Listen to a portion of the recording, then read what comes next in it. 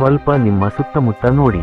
ಪ್ರತಿದಿನ ಜನರು ಬೆಳಿಗ್ಗೆ ಬೇಗ ಎದ್ದುಕೊಳ್ಳುತ್ತಾರೆ, ದಿನಪೂರ್ತಿ ಕೆಲಸ ಮಾಡುತ್ತಾರೆ, ಸಾಯಂಕಾಲಕ್ಕೆ ದಣಿದು ಮನೆಗೆ ಬರುತ್ತಾರೆ ಮತ್ತು ನಂತರ ಹೇಳುತ್ತಾರೆ, ನಾನು ತುಂಬಾ ಕಷ್ಟಪಡುತ್ತಿದ್ದೇನೆ, ಆದರೂ ಹಣ ಏಕೆ ಹೆಚ್ಚಾಗುತ್ತಿಲ್ಲ.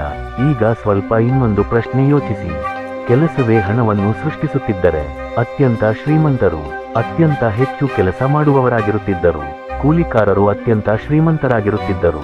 ಡೆಲಿವರಿ ಮಾಡುವವರು ಕೋಟ್ಯಧಿಪತಿಗಳಾಗಿರುತ್ತಿದ್ದರು. ನೈಟ್ ಶಿಫ್ಟ್ ಮಾಡುವವರು ಅರಬಪತಿಗಳಾಗಿರುತ್ತಿದ್ದರು. ಆದರೆ ಹಾಗಿಲ್ಲ. ಜಗತ್ತಿನಲ್ಲಿ ಒಂದು ವಿಚಿತ್ರ ಸತ್ಯ ಇದೆ.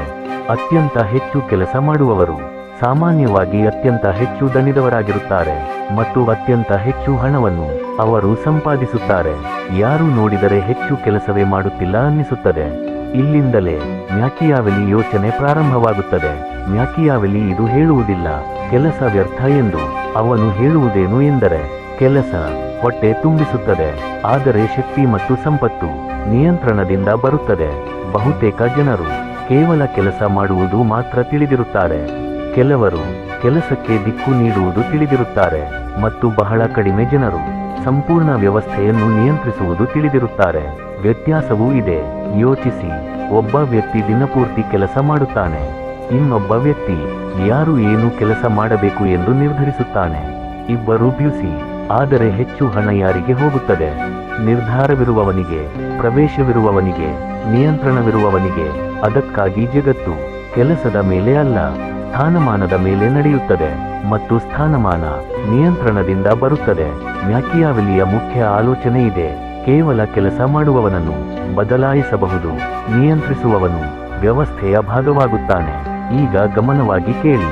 ನಿಯಂತ್ರಣ ಎಂದರೆ ನೀನು ಬಾಸ್ ಆಗಬೇಕು ಅನ್ನುವುದಲ್ಲ. ನಿಯಂತ್ರಣ ಎಂದರೆ ಹಣ ಯಾವ ದಾರಿಗೆ ಹೋಗಬೇಕು ಅನ್ನುವುದನ್ನು ನೀನೇ ತೀರ್ಮಾನಿಸುವುದು. ಯಾರು ಅವಲಂಬಿಸಬೇಕು, ಯಾರು ನಿರ್ಧಾರ ತೆಗೆದುಕೊಳ್ಳಬೇಕು, ಯಾರು ನಿಯಮಗಳನ್ನು ಮಾಡಬೇಕು. ಬಹುತೇಕ ಜನರು ಹಣದ ಹಿಂದೆ ಓಡುತ್ತಾರೆ, ಕೆಲವರು ಹಣದ ದಾರಿಯನ್ನು ನಿರ್ಮಿಸುತ್ತಾರೆ. ಇದೇ ಬಡತನ ಮತ್ತು ಶಕ್ತಿಯ ನಡುವಿನ ವ್ಯತ್ಯಾಸ. ಈ ವಿಡಿಯೋದಲ್ಲಿ ನಾವು ಹೇಳುವುದಿಲ್ಲ ಹೆಚ್ಚು ಕೆಲಸ ಮಾಡಿ ಎಂದು. ನಾವು ಅರ್ಥಮಾಡಿಕೊಳ್ಳುತ್ತೇವೆ ಎಲ್ಲಿ ಕೆಲಸ ಮಾಡುವುದು ನಿನ್ನನ್ನು ಕೇವಲ ದಣಿಸುತ್ತದೆ ಮತ್ತು ಎಲ್ಲಿ ನಿಯಂತ್ರಣ ನಿರ್ಮಿಸುವುದು ನಿನಗೆ ಹಣ ತರುತ್ತದೆ. ಕಾರಣ ಕಹಿ ಸತ್ಯ ಏನೆಂದರೆ, ಕೇವಲ ಕೆಲಸ ಮಾಡುವವನು ವ್ಯವಸ್ಥೆಯ ಭಾಗ, ನಿಯಂತ್ರಣ ಮಾಡುವವನು ವ್ಯವಸ್ಥೆಯನ್ನು ನಡೆಸುತ್ತಾನೆ. ಮ್ಯಾಕಿಯಾವೆಲಿ ಇದೇ ಕಲಿಸುತ್ತಾನೆ. ಜಗತ್ತಿನಲ್ಲಿ ಹಣ ಕೆಲಸವನ್ನು ಅಲ್ಲ, ಶಕ್ತಿಯನ್ನು ಅನುಸರಿಸುತ್ತದೆ. ನೀನು ತಿಳಿದುಕೊಳ್ಳಬೇಕಾದರೆ ನಿಯಂತ್ರಣ ಹೇಗೆ ಬರುತ್ತದೆ ಮತ್ತು ಏಕೆ ಕೆಲಸ ಮಾಡುವವರು ಹಿಂದೆ ಉಳಿಯುತ್ತಾರೆ. ಮುಂದೆ ಬರುವ ವಿಷಯ ನಿನ್ನ ಯೋಚನೆಯನ್ನು ಬದಲಾಯಿಸುತ್ತದೆ. ಹಾಗಾದರೆ ಶುರು ಮಾಡೋಣ.